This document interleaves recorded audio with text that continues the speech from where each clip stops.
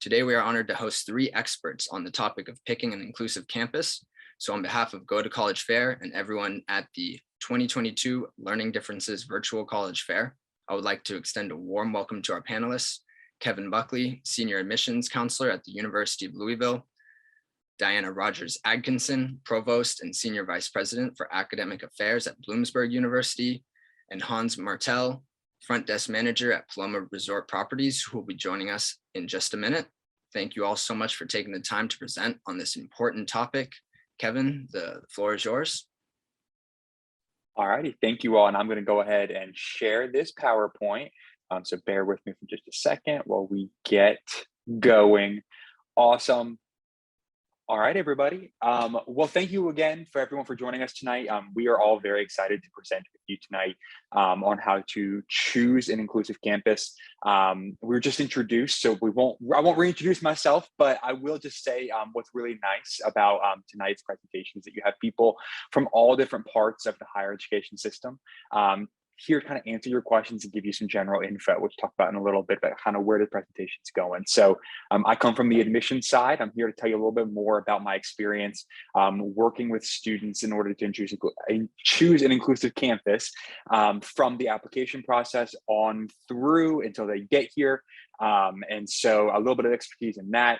I'm definitely very passionate about that role. I'm passionate about inclusion and access in higher education. So something that's near and dear to my heart. Diana, do you want to talk a little bit about your experience? Yes, so I am a special educator by trade. I have an expertise in special education law, and I've spent quite a few years being an advocate for both students with disabilities in the public schools as well as those in higher education. And so I bring that lens, and I'm also a provost and senior administrator at a university. So oversee making sure we have appropriate access on our campus. Absolutely. And I think Hans is going to join us in a little bit, so we can definitely talk about Hans' experience through this process of choosing an inclusive campus in just a bit. I'm going to go ahead and transition on over to the next slide. If PowerPoint will let me, there we go.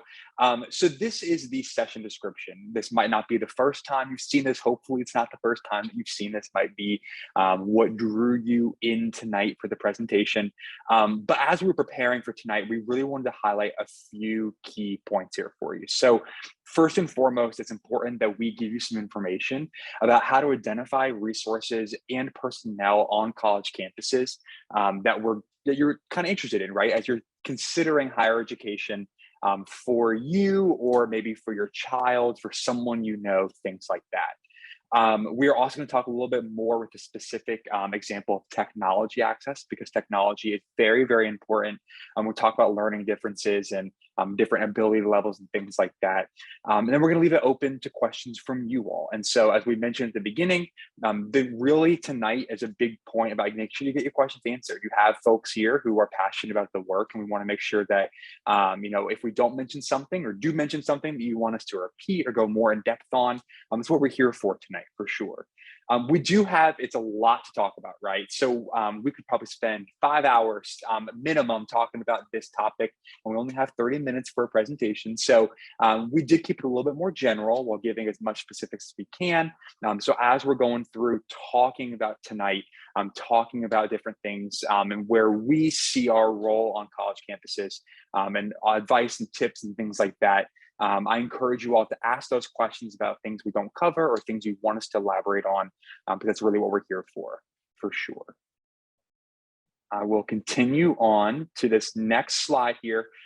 So this is probably a part that is most important to me, talking about the application process. And we'll go a little bit more into the differences between, 504 plans, IEPs, IDEA and the ADA, things that you may or may not be familiar with. But before we get into the specifics, it's really important to start talking about, not only with yourself, but if you're a parent or a guardian or a family friend on this call tonight, to talk about just the conversations, right? Where do we begin this process? You're here tonight, so you're probably somewhat interested in going through the higher education search. Some of you might be a little bit more in depth with than others on the call, so maybe you have a little bit more experience Maybe you're fresh and you don't know where to start. And that's what we're going to talk about here on this slide a little bit. Hans is going to talk a little bit more later about self-advocacy. And I think both Diana and I can tell you, it is so important for every student, but especially those with learning differences or visible and invisible disabilities, to be their own best self-advocate. And especially on the higher ed side, it's expected that the students are the ones doing the advocacy, doing the work, which can be a bit of a change from that high school side. And we'll talk a little bit more about how that works in just a little bit. But self-advocacy is going to be a crucial point that you hear quite a bit throughout this presentation, throughout anyone you talk to in higher education, especially at different levels of higher education for sure.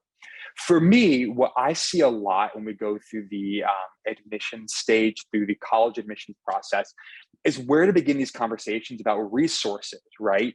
And the first place that I always guide students to is definitely going to be the website. The university website is probably the most amazing resource, or not so amazing, I'll talk about that in a minute, that you can use.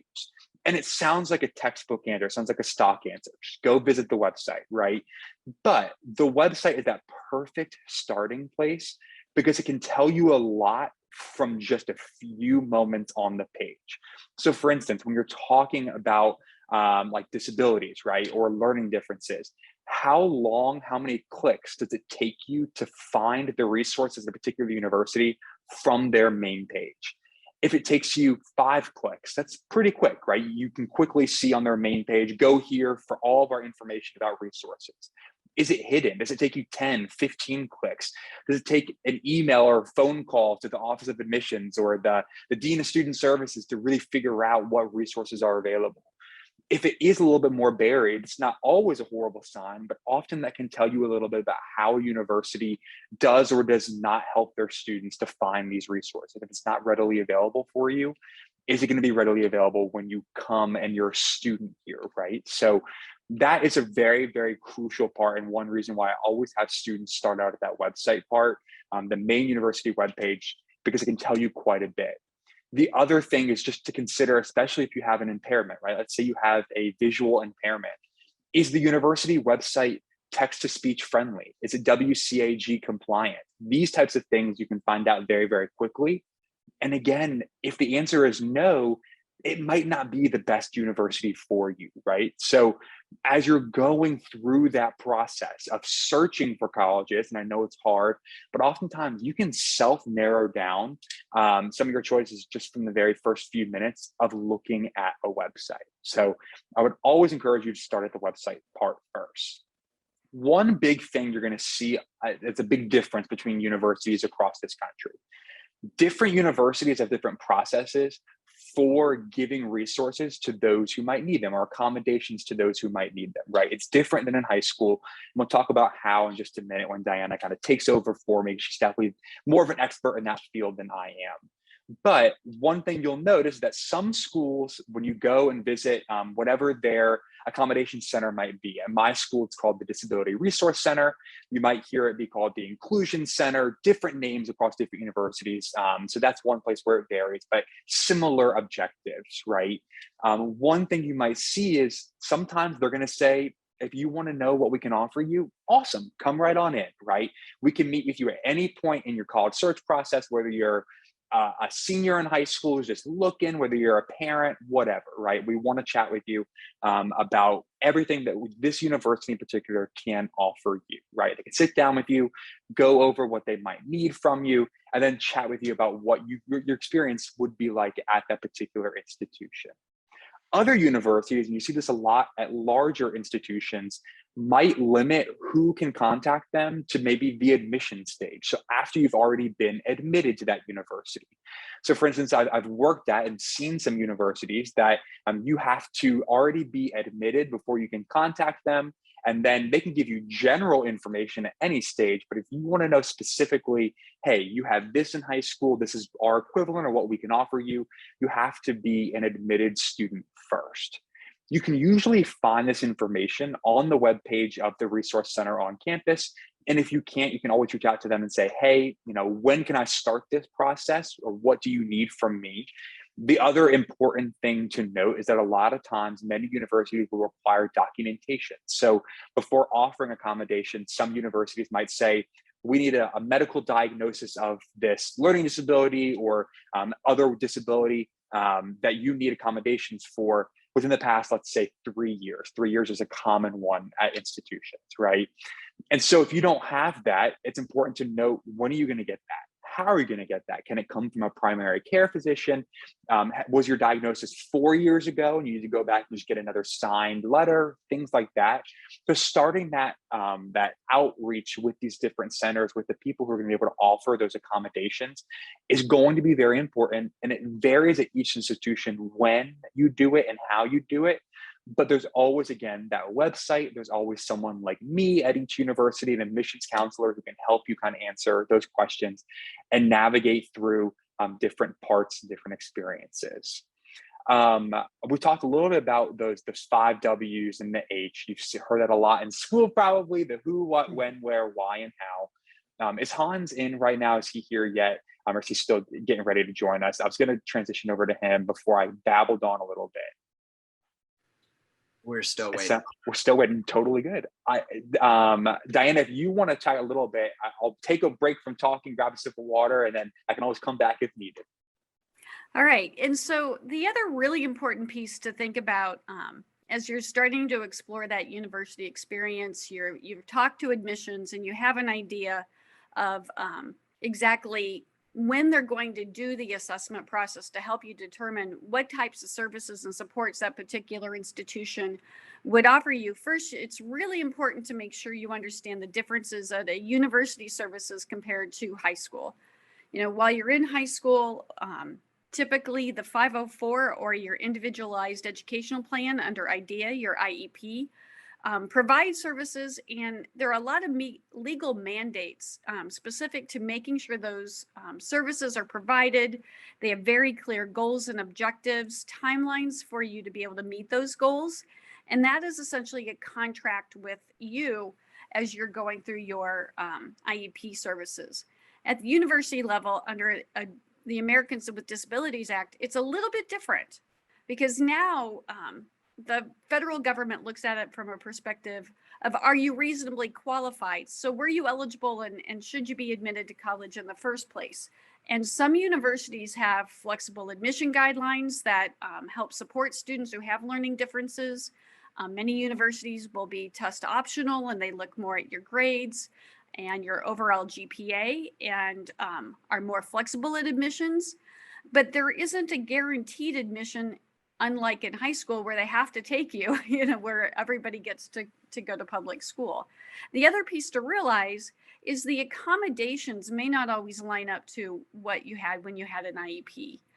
Sometimes it is because of the nature of the discipline you're going into, that you have to really be able to demonstrate those skills. And really, ADA clearly states that you have to be otherwise qualified to do that work in your future as a profession.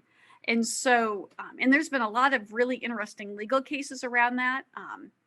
Someone becoming a nurse and being deaf, yes, that person may be able to do that job and have an interpreter and they're a good lip reader, but is the appropriate part for that person to then maybe be working in an OR, and the issue of having to mask, and if they relied on reading lips. So what's the appropriate accommodation to help that person still do that profession, but also be able to demonstrate all the competencies and the performance and receive instruction that the way that they'd also be able to have to do that in the place of employment. And so those kind of questions can get a little more tricky. There are many times where students will feel like they should have services that are much more direct, like the tutorial that you're used to maybe in a resource classroom or something, as opposed to using the general tutoring services that are a part of what all students have. And so it's really important to be thinking about, what is that major? How does the major really line up to your aspirations and your goals? And really sitting down with someone to understand the accommodations and how they will align with your services in college. So from there, if Hans isn't here, should we just go to Hans is here. And so he's logging on in. And while Hans gets set up, I think one important thing also that I meant to mention during my section, that where part is crucial, right? And obviously we talked about, the Ability Center, the Success Center, whatever it's called at a particular university. That is the, specific where, right? But campus location is also going to be a big teller, right? Of where is this, resource located? Is it on the third floor of a building? Are there handicap accessible places right nearby for you to park? Is it in the middle of a big college campus? It's really hard to get to. And as you're going on campus tour, which we'll talk about towards the end, you can see that quite a bit, right? And so as you're looking at not only where can I go to get this, where is it actually located is going to be another big part of your search process. And thinking about, is this a place where I can not only reasonably get what I need from my institution, but do they value what I need? Is it clearly accessible for me, right? It's going to be very important for you to look at for sure. All right, Hans, if you are here and you're able to join on, we were talking a little bit earlier about that self-advocacy part, and I know it's definitely a big part of that student experience. So we wanted to know if you want to chat a little bit about your experience with the application process, the self-advocacy part. How did that work for you? Hello. So I do apologize for being late. So when I first started with Whitewater, it was very exciting because I started high school at Bigfoot High School, and I didn't really have a IEP or 504 plan. And so how I chose Whitewater, so there was multiple colleges that I was looking at, for example, Stevens Point, Milwaukee, and the one that really stood out with me was Whitewater.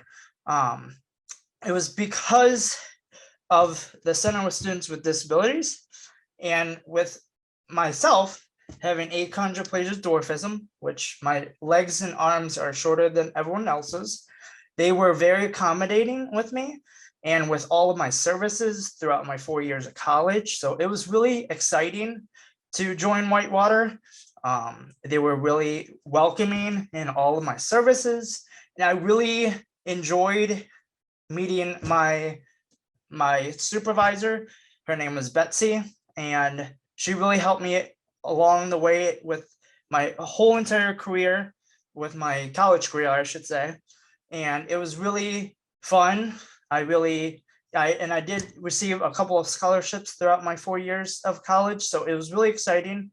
And Whitewater and the Center of Students with Disabilities really changed my life, and it was really fun. Fantastic.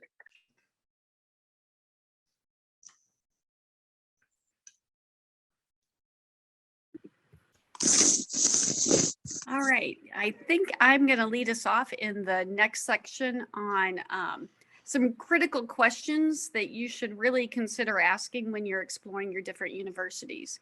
And the first one is, you can go out and do research in education, law sites, but have they had a lot of complaints specific to ADA at that institution? That gives you an opportunity to find out how accommodating they have been, what kind of issues that have happened on that particular campus, and have they had difficulty providing services in the past. You may find your dream school was actually a school that's had some challenges. That doesn't mean they're the wrong school, but it gives you the right questions to ask to make sure that they fix that problem that they had in the past. Typically, if they lost a complaint around ADA, they had to federally comply and address that particular limitation. They had it previously.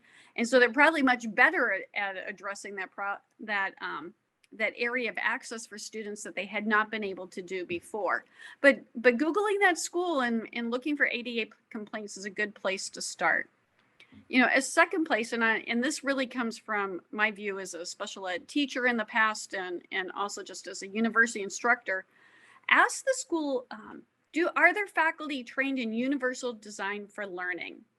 One of the nice things about universal design for learning means all of the faculty have learned how to design a lecture or their class in ways that accommodate all learning differences and are intentionally thinking about an accessible lesson, not just because they have a student in the class who has learning differences, but because they really value trying to make sure their curriculum is accessible to everyone without you having to declare that you have a need necessarily, and that they're really thinking about just supporting all students in a more inclusive way.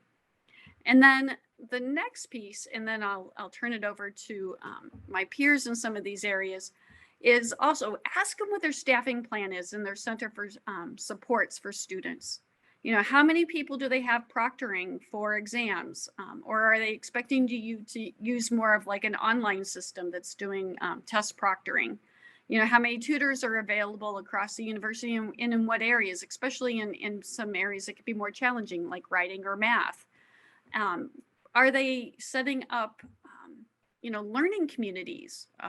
There are some universities that have learning communities that build in supports even in your residence hall to help you have tutoring while you're in the res hall at night when you're studying, learning with students with others that also have learning differences, that you have a more peer support group as well.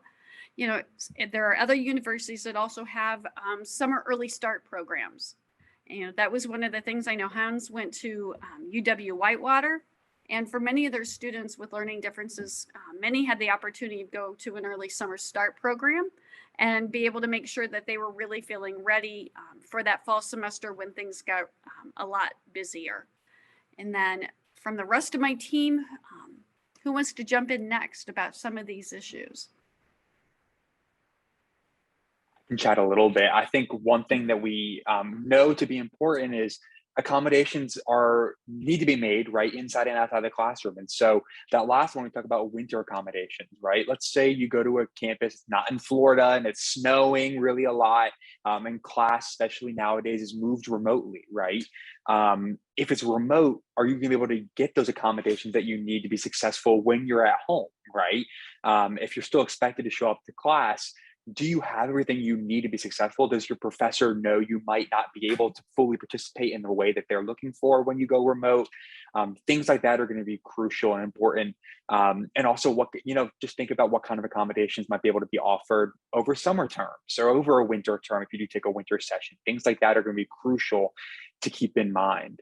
And then just when talking about, outside the classroom, right? Can you be successful as a student there? Because we know that when you're in college, you're not really in class all that much. The majority of your time is spent outside of the classroom. So on your college campus, is it inclusive? Is it welcoming? Do you see students who look like you or have similar challenges or barriers faced as you do being successful? And if the answer is no, maybe it's not always the right place for you, even if it is that dream school, right? Those are just things I definitely wanted you all to be aware and to keep in mind for sure. Hans, anything to add here?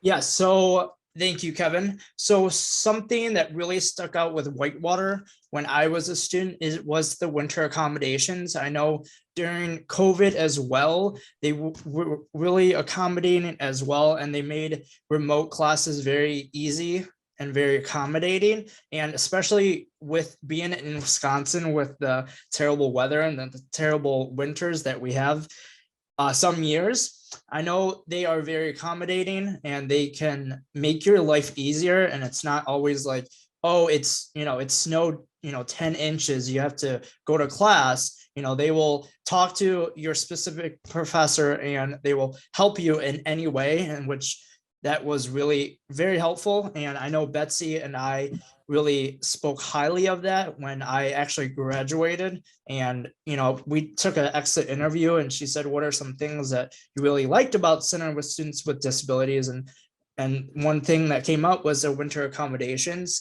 And then one other thing that I know Kevin kind of touched upon was inclusivity, not just academics. And with being with Center Students with Disabilities, I actually got an internship and they actually helped me out. And I was I worked as a human resource executive with the Legislative Human Resource Office at the Madison Capitol. And so that was partially a help with Center with Students with Disabilities. And I was also doing the internship with another student that was involved with Center of Students with Disabilities. So that really kind of helped, and not just academics, but in the work life as well.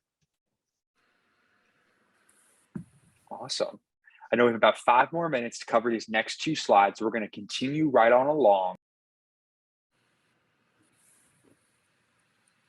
All right. So the next thing to really think about is just what's the infrastructure right at that university? You know, so some universities are what I would call tech forward. They think about what kind of technology every student needs to really be accessible. You know, are they a one-to-one campus? There are a lot of universities who have adopted, for example, Apple technology across their entire campus. Apple technology also tends to be very accessible.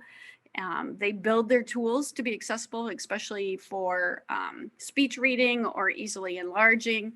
How are they building everything into the infrastructure? Something to notice is, you know, are the auditoriums already made hearing enhanced for folks who need to have those supports that have hearing aids?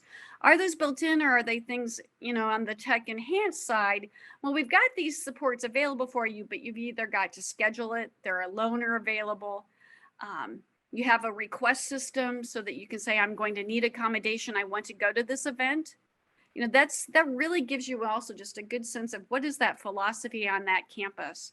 You know, are they posting out this particular event on campus has already been set up for accommodation for students who have the following needs? Or is it always the onus on the student to have to go forward and say, hey, I'm here, I want to be a part of this campus event. How can you please help me access it fully like everybody else? And thank you, Diana. Thank you for touching on that. So how Whitewater was set up was, it's partially a little mix of both, actually. It's a little bit of text forward and text enhanced. And so I will start with text forward. So how they made it accommodating for me. So with my stature, you know, I worked with Betsy one-on-one a lot, and I worked, you know, she helped me accommodate, you know, with my stools, with note takers, you know, different types of tools for writing and listening. And so that was the good thing about Whitewater, was that it's very one-on-one. But on the other hand, it is text enhanced, as Diana kind of touched upon.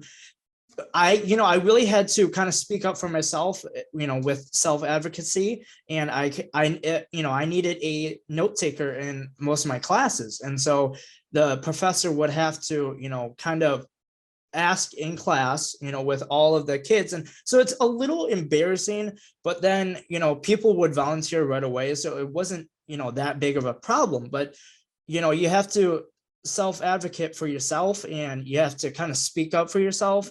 And they were actually able to find a, you know, volunteer note taker very quickly. And because it is then based on your academics and stuff, so it was really, it's kind of mix of both. So, but you know, Whitewater was very accommodating, and having that one-on-one, as well as, you know, advocating for yourself. Absolutely. So moving into this final, you know, you're ready to consider colleges, you're thinking about colleges, one of the most important steps you're going to take is going to be doing a campus visit, right? You want to see the school you're going to go to. And this is oftentimes where you can really get a sense for, can I imagine myself at this school? Or maybe is this not the right fit for me? So we have a few key items specifically related to those with learning differences or different ability levels to consider as you're going to these schools. So consider meeting with students that have similar services or need similar services you do. Oftentimes admissions offices will be very as close to accommodating as you can be to try to get you that experience, because we want you to be able to talk with current students for sure. Make sure you're visiting the spaces, those centers that are there for you, but also other classrooms besides the ones they show you on a tour, right? They're usually going to show you the most pretty and best classroom. If it's a public university, you usually can kind of roam around, right? You're totally fine to do that. Don't interrupt classes, but always feel free to peek in, right? Just see what's going on through the window. If you can schedule an appointment to meet with your service coordinator, definitely do so if they do allow you at any point in your process, but especially if you're going to do a campus tour, you want to meet with them there. And the biggest thing that I can definitely almost always recommend, visit the community, right? College is more about just the campus you're going to be on. I think all of us can tell you, you're picking a home for a few years, and it's not just the college campus. Most of the time, you're going to be around in the surrounding area, right? So consider going downtown, wherever the town you're in is. Is it accessible? Are you gonna be able to join your friends at the concert that they go to, or on Cinco de Mayo and they want to get Mexican at the local Mexican restaurant, right? Awesome. Can you go out too? Are you gonna be able to find that fit there? You're choosing more than just the campus, you're choosing the place that surrounds it. So make sure you're finding different areas that you feel welcome and safe at when you're going on these campus visits. Anyone else have anything to add on this slide?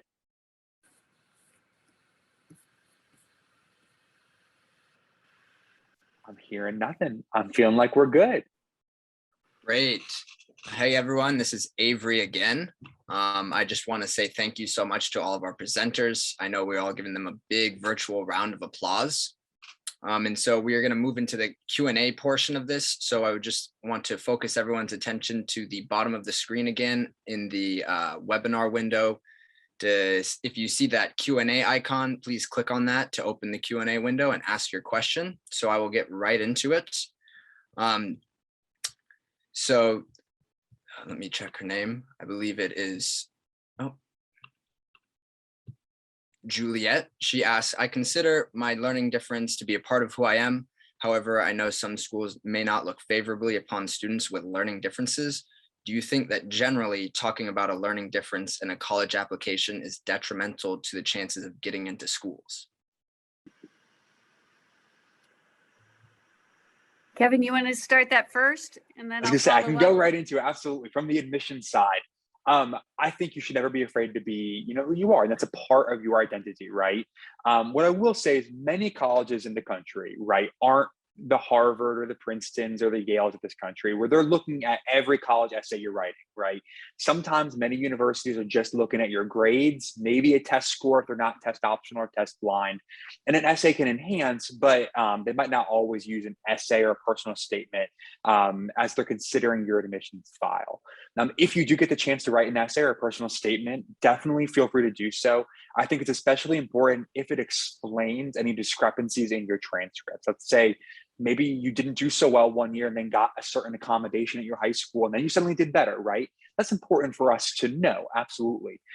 If you are applying to those more competitive schools that look at those essays, don't be afraid if it fits in with the essay prompt or if it's a part of what you are comfortable talking about, to tell them about yourself, right? That's who you are.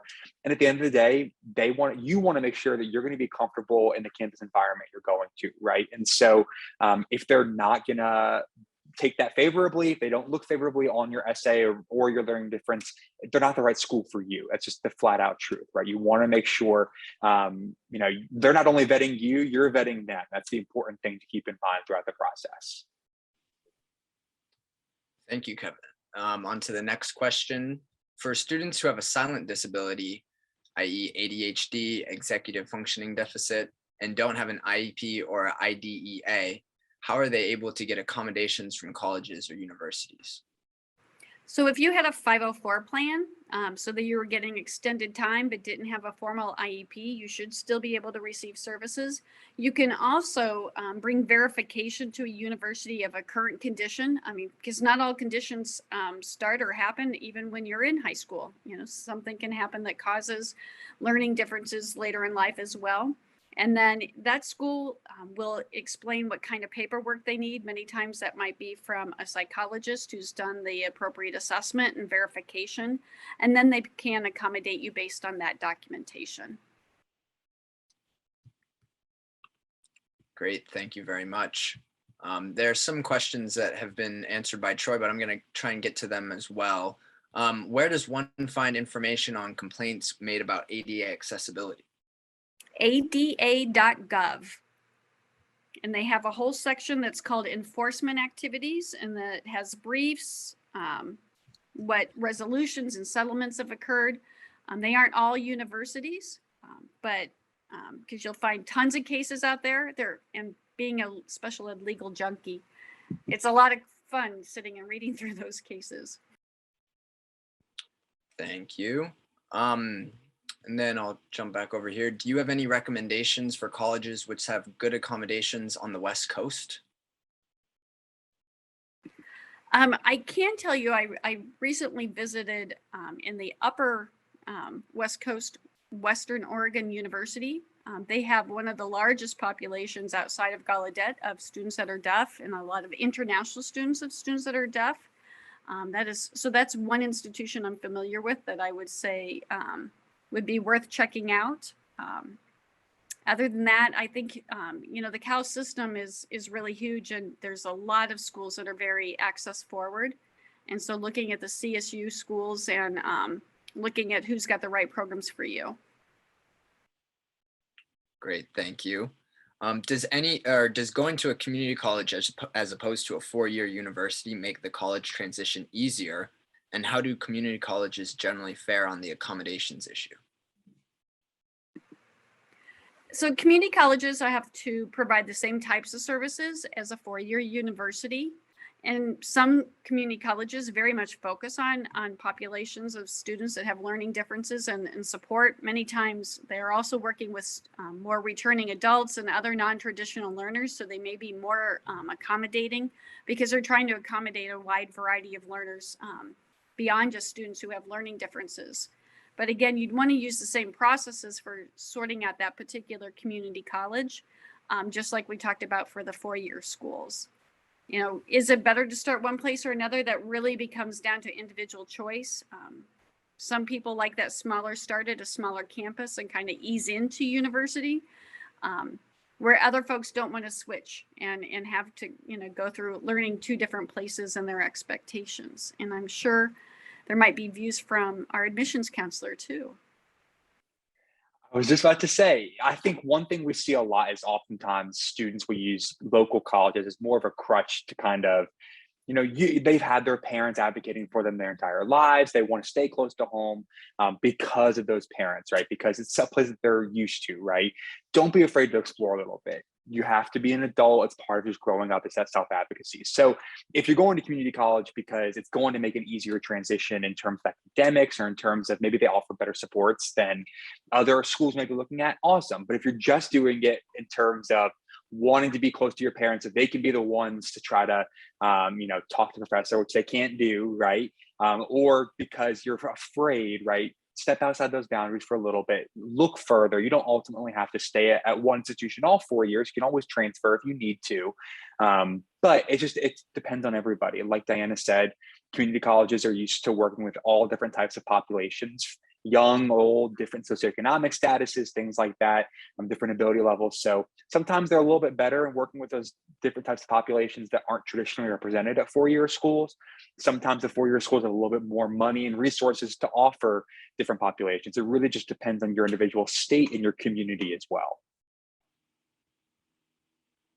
All right, thank you all. Sydney's asking, would you repeat the name of the school accommodating students who are deaf? That was Western Oregon University. I'll type that in the chat as well. WOU, W-O-U. And then what do you have to keep in mind when you transfer from a community college to a four-year university? I can start real quick. For me, the biggest thing I always tell students is make sure you have that plan to transfer, right? And stay on track. You see research that the majority of students who start out thinking they're going to transfer ultimately don't actually transfer. So it's important to make sure that you're going to stay on track. You have that plan to ultimately transfer to get that four-year degree if that's your ultimate goal. I think the other thing many of us will agree on is that sometimes it can be a little bit harder to be a transfer student at a specific institution. Not always, but you're not getting that first year experience of getting integrated into the community and getting all the things that first year students get. Some schools are better than others at welcoming transfer students to college campuses. And I work at one right now where we're very good about that, but I went to a school that wasn't so great at getting transfer students all acclimated to campus and welcoming them. So just visit the school like you would any other. Make sure they're going to have the program that you're looking for, the services to provide.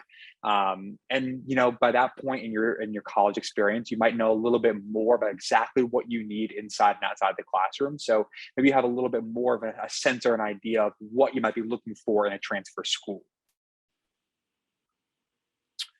Thank you. This one is specifically for Hans. Hans, did you find that the supervisor or the department that you worked with was helpful in finding postgraduate employment? Great question, Velda. And I didn't really introduce myself at the beginning. My name is Hans. I am a front desk manager at Paloma Resort Properties, and I graduated from the University of Wisconsin-Whitewater in May of 2021. So I've been out of college for about a year or so. And then so Betsy, who was my service coordinator, she actually retired when I graduated, and we do actually keep in communication via email, and she asks how I'm doing, and she kind of follows up. Me and her really had a great connection throughout college, and I think that's really important when you are choosing a college and when you're choosing, services within the disability center, is finding a great service coordinator and having that rapport with someone is really helpful. I really found that helpful with Betsy, and she really connected with me, like I said before, and we still communicate to this day, and I keep in touch with her, and I just let her know that I just got promoted, so she was really excited, and she's really enjoying retirement right now, so congrats to her. So but yes, we do keep in communication, and she's helped me find this job that I am in now. So great question. Amazing. Thank you, Hans. The next one, could you speak a little more about how in-college communication with parents is different from what some are used to in high school? It's really different. So we are governed at university level with FERPA. And so really students, this is where Hans was talking about being a self-advocate, where you've got to be able to understand your needs and be able to communicate yourself. Parents are not going to be the first line of communication because you're an adult. And so, and actually we cannot tell your parents things without you signing off and releasing that information because you're an adult. And so many times parents are wanting, remember in high school, they got grade reports from you. They saw your midterm reports. They might hear if you're getting behind on your homework and expect to have that same kind of support. And we're going to be, the only person who's going to know that information is you. Your faculty members may be sending you emails, or some places use like an early alert and sending communications to you if you're missing classes and things, but that is all between the university and the college student. If you want your parents to have access to specific information, typically you'll have to sign off that FERPA release. But the university sees you as our primary contact person. And so it's very different for parents. Amazing. Thank you so much. It looks like there's a couple questions still trickling in. We got 1 minute. So why do students with disabilities pay for college when parents and guardians do nothing? Any answers? Can you repeat that question one more time? I don't know if I've quite got the... I guess it has to do more with financial education or financial assistance, but why do students with disabilities pay for college and the parents do not?